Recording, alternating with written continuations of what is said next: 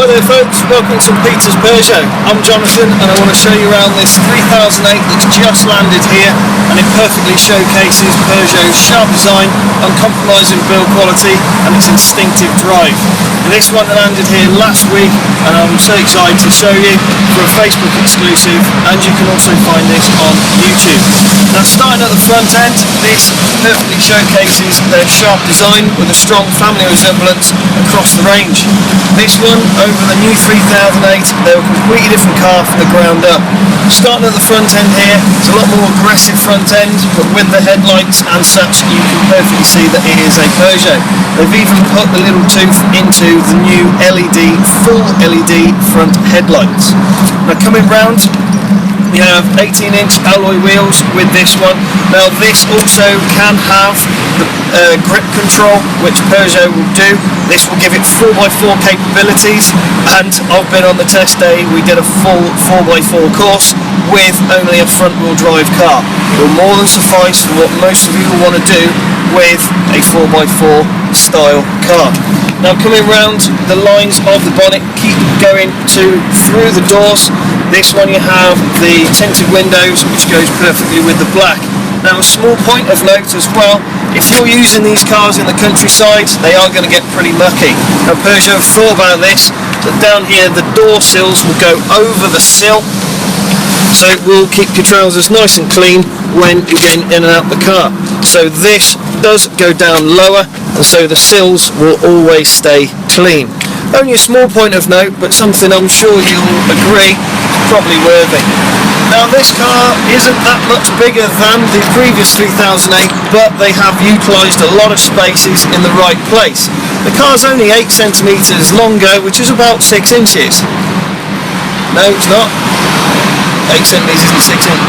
It's what you do with it that counts though, and that's what they've done with this here. What they've done is they've added very slightly higher headroom, but they've also created further legroom for the passengers, so there's way more rear space than there was in the previous model. Now, coming round to the rear end with this one, this is the first and one of only cars in its class to have rear daytime running lights. So these rear lights are always on, and as you can see in the styling cue, you've got the claws of the Peugeot design, which is uncompromised and sharp, which goes with the other models in the range. But it is the first and only to have rear daytime running lights. A lot of models don't even have front daytime running lights, and once again, all LED. Speaking of space, carrying on from that, the boot is 60 litres larger than the previous model, and you still have the flexible boot floor. So I can pop this one down and it will make it deeper for shorter and stubbier items. When it's in the upper position, you do have clips which will hold it up. This is also one and only cars in its range to have a spare wheel. You can also specialise a full size as well, which once again is unique. Now, also with this, what carries on from the old model is the quick release to the boots. So you pull on that one and the seats are spring loaded and will go down completely flat. So within seconds, you've essentially turned it into a van, which if you're a previous 3008 owner, you'll be using and will be keeping going with this one. Now, this is where it becomes really interesting with their instinctive driving, is the cabin design.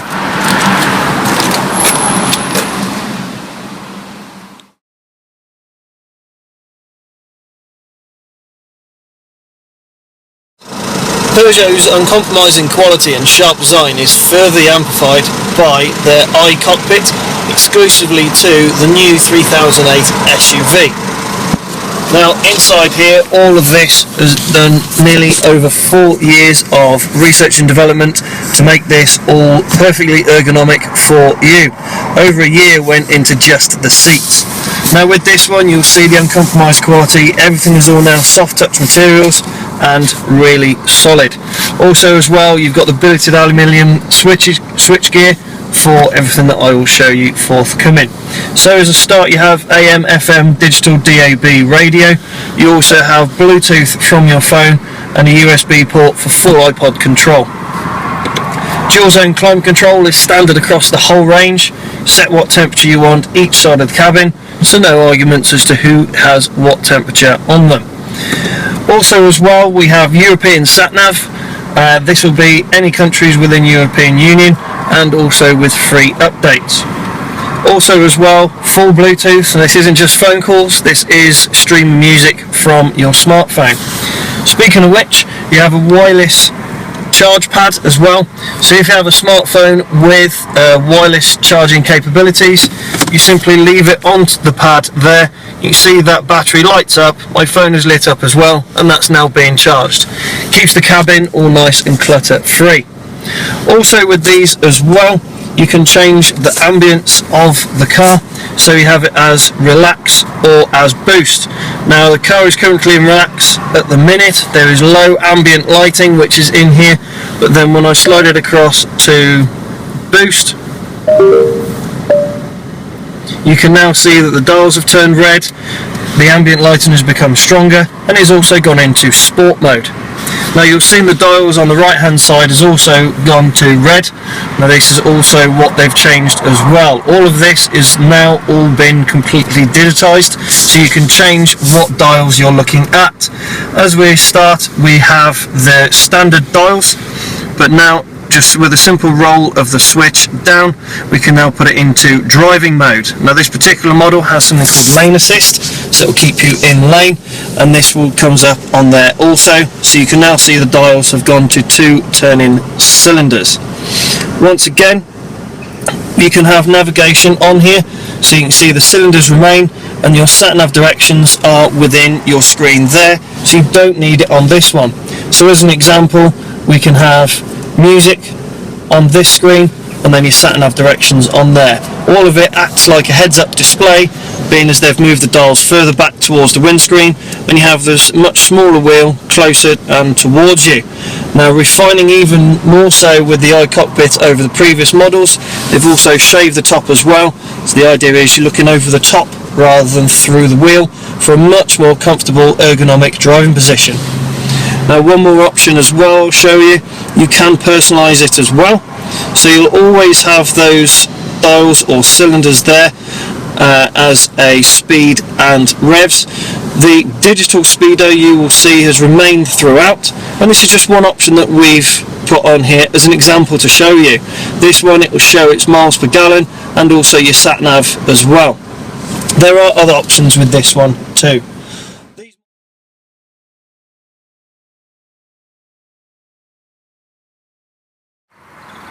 There's 4 engines available with the brand new 3008 SUV. Petrol wise, there's the 1.2 turbo, 130 horsepower. This is World Engine of the Year, 2 years running on the bounce. Peugeot is the first and only manufacturer to have won that award 2 years running. There's also the 1.6 turbo if you fancy a little bit more power. Diesel wise, like with this one, it's the 1.6 turbo diesel. Once again, our diesels are award winning again. And then top of the range with the GT, exclusively to that one, is the 2 litre Blue HDI diesel. That one will also come exclusively automatic. Now this one, we think we've got a winning combination, the winning hat-trick. It's definitely the best looking on the outside. With Peugeot's new iCockpit, it's definitely the best one on the inside, and you couple both of those with the award-winning engines, whether it be in petrol or diesel, it's an award-winning combination. I'm here at St Peter's Peugeot, or if you're anywhere around the UK, any local Peugeot dealership should now have the 3008 SUV here. We know we've got the competition trounced. Come down and have a look, see what I mean. Thanks for viewing.